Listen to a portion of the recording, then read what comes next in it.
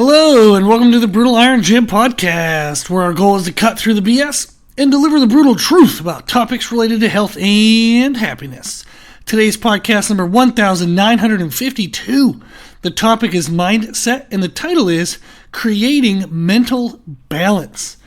One of my business clients, we were chatting this week, and they were asking about some ideas on how they could stay mentally healthy during difficult times.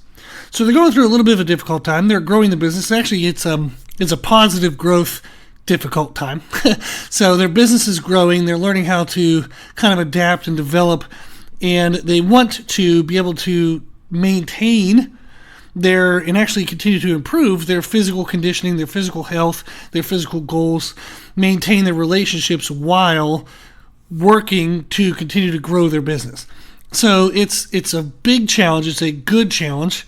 They're blessed to be in the position they're in, but it's still a challenge. There's still going to be a lot of mental stress that comes with it.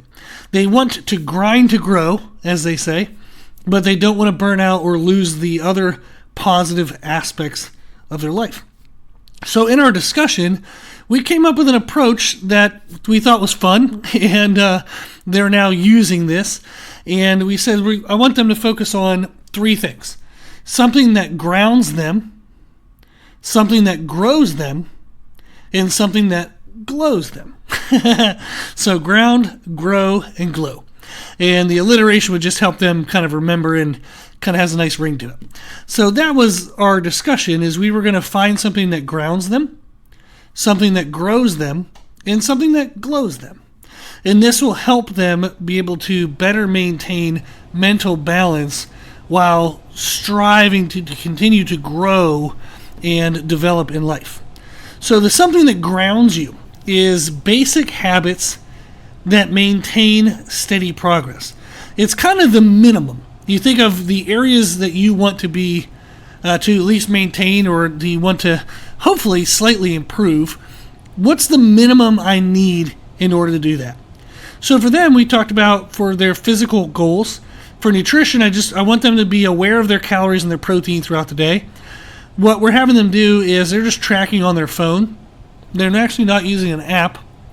But as they eat throughout the day, if they eat something, they look up the nutrition facts. And each time they eat it, they know now what it is. But say they have something that's 280 calories with 25 grams of protein. They'll write 300 calories, 25 grams of protein, or they'll do the 280 and kind of add it throughout the day. I said really what we're looking for is a ballpark. I want them to have within a 500 calorie window every day. Now they're very, very active. So they're eating between 2,500 and 3,000 calories a day. And as long as they're in there, great. Protein-wise, we're looking for around 200 grams of protein a day. And if they can get somewhere near that, great. But what we're doing is we're just tracking that, and we're paying attention to trying to have it as evenly as we can throughout the day. We're really kind of, since their background is as a trainer, a personal trainer, for the nutrition, they are aware of meal timing. So they're already eating within the first hour or two of being awake. They're aware of trying to keep sugars down.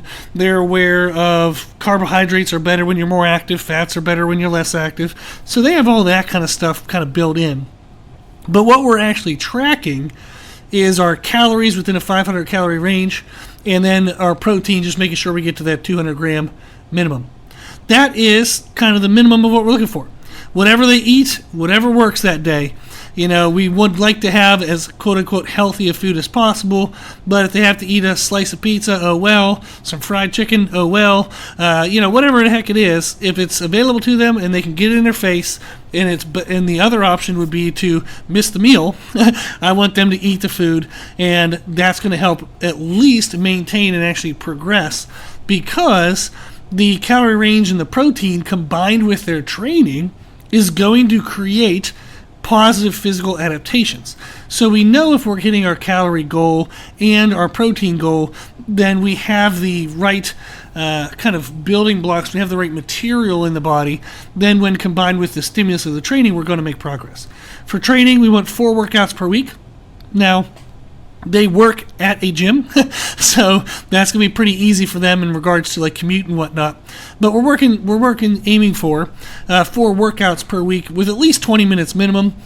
So if they can't get 20 minutes in, all they can do is 10. Oh well, we'll get that in. But their kind of mindset is towards making sure it's at least 20 minutes. But their actual workouts are between 40 to 60 minutes, and for the most part, they're going to get most of those in. So that's kind of the minimum that will allow them to still make some progress with their physical goals. Calories within a 500 calorie range, protein minimum, 4 workouts per week. They're probably going to end up getting 4 40 to 60 minute workouts, but we know 20 minutes is kind of like a baseline. At least they can get that in. You'll be surprised how effective and miserable 20 minutes can be when you put it as a circuit. So you can do something like say lateral raises, then like a back exercise, and then a chest exercise. So maybe they're going to do lateral raises, dumbbell rows, and then dumbbell chest press. And you do that as a circuit for 20 minutes, you will absolutely be gassed. It'll beat up your muscles. So it's pretty effective. Now, relationships, that's something they want to maintain. So we were talking, one of the ideas they came up was a group text. They have a pretty large network of friends, and I said it's going to be impossible for you to text everybody individually. So why don't you create a group text for kind of like their top tiers, are they have those kind of family members and or significant other, and then there's everybody that's still very important, but they're not the significant other or like their mom. So they are going to make a phone call during their commute time to work to their significant other and or a family member, and then they're going to do group texting with a lot of their friends. They figure they could do once a week updates, tell them like how the business is doing, maybe send some funny memes, ask like how everyone's doing, do some check-ins for them. And one concern might be, because they brought this up, and they said, what happens if like I put somebody in a group text and they find it like annoying to get these text messages? And I said, well, it's kind of a pro and a con. If you don't put people in, they're left out. If you put them in and they're annoyed by it, they'll either just deal with it or they'll ask you and say, hey man, I'm kind of overwhelmed with getting a lot of text messages every day. Would you mind if I get out of this group? Or maybe they can silence the group. If they do WhatsApp, people can choose to kind of silence that chat. So there's a lot of options, but one thing we were talking about and they settled into was they would rather be included than not included. So if they were the other person, would they rather be included and then maybe be slightly annoyed from time to time and or have to put that chat on mute rather than never hearing from them? Right? So we're not answering this with, perfect world scenario like answers, but we're just trying our best. And for them, this is what their best looks like at the moment. Group text to friends and chosen family, and then phone calls to like their top 1 to 2 people that they want to take the time to actually speak on the phone with. And they're going to do that during their commute time. For business, we have in the business type stuff that they're going to try to maintain. Client check-ins, financial tracking. We have on the business stuff that they want to maintain, which is social media posts. They create something for Instagram. It can automatically be shared to Facebook, TikTok, and X, which used to be Twitter. And then they're going to do a YouTube video at least once per week, but we're actually going to try to do it a little more often. Those, among all those, they're the top platforms, top social media platforms. So if they can have some presence there, that's essentially marketing for their business. And then we also have passive income projects that I want them to start working on. And we're working through the ideas of that now. But that's the ground aspect. So something that grounds me. This is, again, part of that mental balance. Something that grounds me, something that grows me, and something that clothes me. Their ground is all of this stuff. Basic habits that maintain steady progress, and you're looking for the minimum, essentially, in each of your key areas. Then we have something that grows you. And this is the uncomfortable stuff. This is the stuff that something you should be doing, but you're not doing, but you kind of want to do because you need to do it, but you're kind of tired and you're not doing it. And then you have every excuse under the sun to not do it, but then you feel guilty that you're not doing it. Just do it. So for them, one of the things they came to me for was learning how to create better programs. They want to write better programming for their clients. As they were growing, they started having clients that had more individualized needs. They weren't quite sure how to manage that. So I created workout templates for them per category of client that they wanted to work on. And now in their own workouts, they're working on trying to figure that out. An example could be, what do you do if you have somebody with a shoulder problem and they can't do overhead presses or regular side lateral raises, but they still want to have a nice strong upper body and they want to have good aesthetics? How would you program around that? How would you not just say, oh, well, let's skip all shoulder stuff? No. How do you fix their shoulders? Not just work around them. How do you fix their shoulders? So we were going through stuff like that. Somebody has bad back, somebody has this and that. It's just, we're working through some templates like that, and they're really having a lot of fun, actually. And then we're also working on passive income projects. As their business has been growing, they have been essentially up to this point trading time for money. Eventually they run out of time, but they would still like to have some money. They'd still like to help people, even though they're at the end of their time of what they could give. So we have to have some projects and some things in place that people can get help from, but it doesn't require a unit of time each time somebody wants help. So that's essentially what we're working on, is some passive income projects. Right now they're in the idea creation phase, and then once they come up with ideas, we're going to kind of streamline them, pick the ones that could kind of get the ball rolling faster, get some income started, and then we might tackle the more demanding, more in-depth ones later. Now, the last section, so we said something that grounds you, something that grows you, then something that glows you. Right now, their glow, the thing that kind of excites them, the thing that lights them up, that makes them have fun, is they really like video editing. They've enjoyed trying to figure out how to make better looking videos on social media. So they have, this panning vision, the video cuts are in time with whatever music they're using at that time, like for that video. And their stuff looks great. It looks like professional grade things. So they love making videos. So I said, well, while you're working out, use your camera stand, use what you got, and film yourself while you're working out.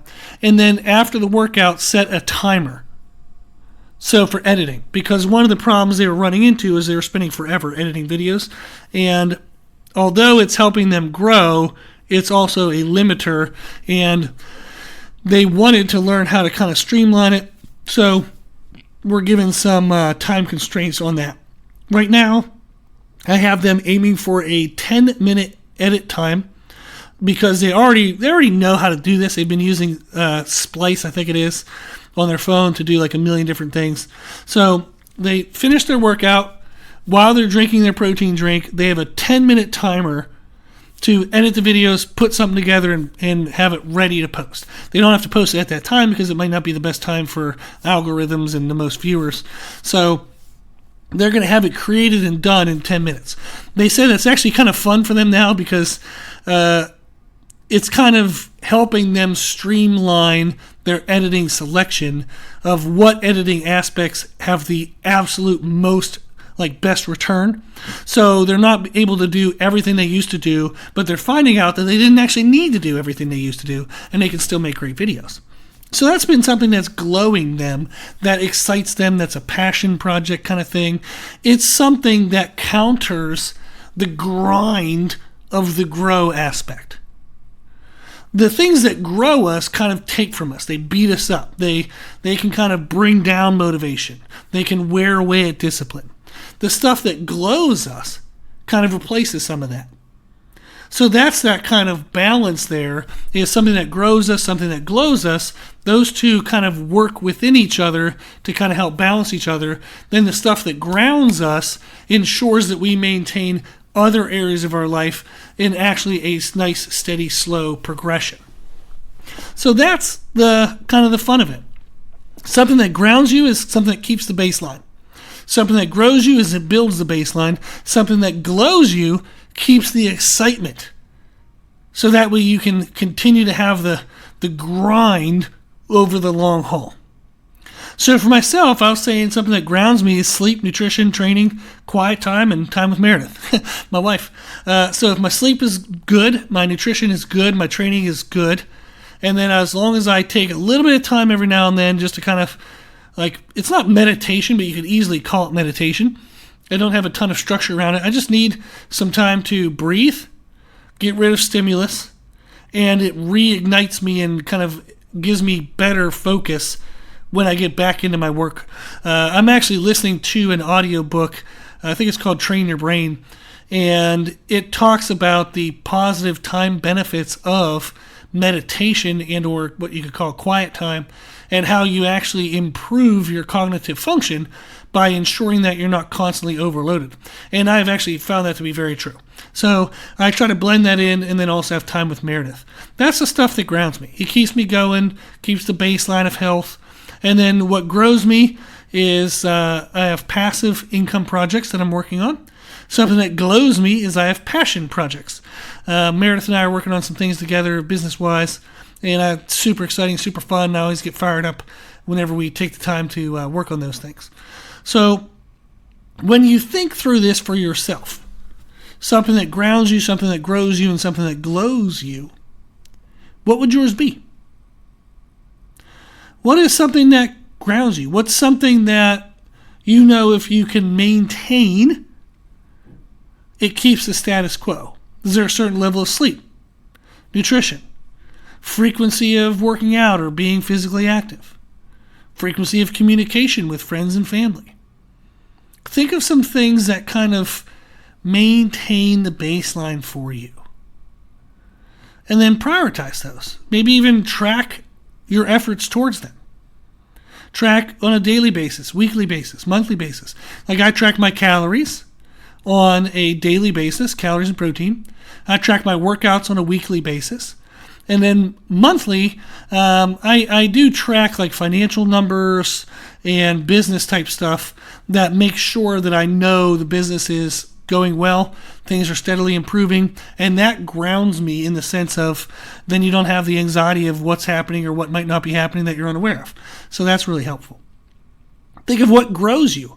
What's something that you've been putting off that you believe would make your life better, but you just can't do it yet. You feel overwhelmed. You're feeling, like you just don't have anything to work with. I would encourage you to try to figure out a minimum. Try to figure out how to just get started, how to learn a little bit more about it. Take some time to read about it. Watch some videos. Talk to some people about it. Put in a little bit of the legwork in regards to just familiarizing yourself with what the process might be.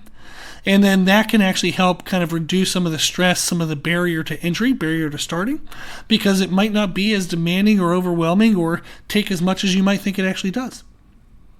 And then what's something that would glow you? What's something that excites you? What's something that like lights a fire in you that after you do it, you feel more passionate and excited for life? Make sure you try to keep that as a regular thing for yourself. So this is the aspect of creating mental balance that the client and I were talking about. Having something that grounds you, something that grows you, and something that glows you. So I think it would be beneficial if you were to take the time to think through. Maybe think of some things you could track on a daily, weekly, or monthly basis in each of those areas. Try that for a little while and see if it helps. If you have any questions, if you need anything, you can always reach out on our website, www.brutalirongym.com. You can see all the different services we have, all the free information, and then you can always send us a message from the website as well. If you like the podcast, please share the podcast. If you like the podcast, please consider donating to support the podcast, which you can do on our website. Also, if you like the information we share in the podcast, you can find more from us on our social media channels. You can find us and follow us on Instagram and YouTube under the name Brutal Iron Gym. As always, I hope this was helpful, and thank you for listening.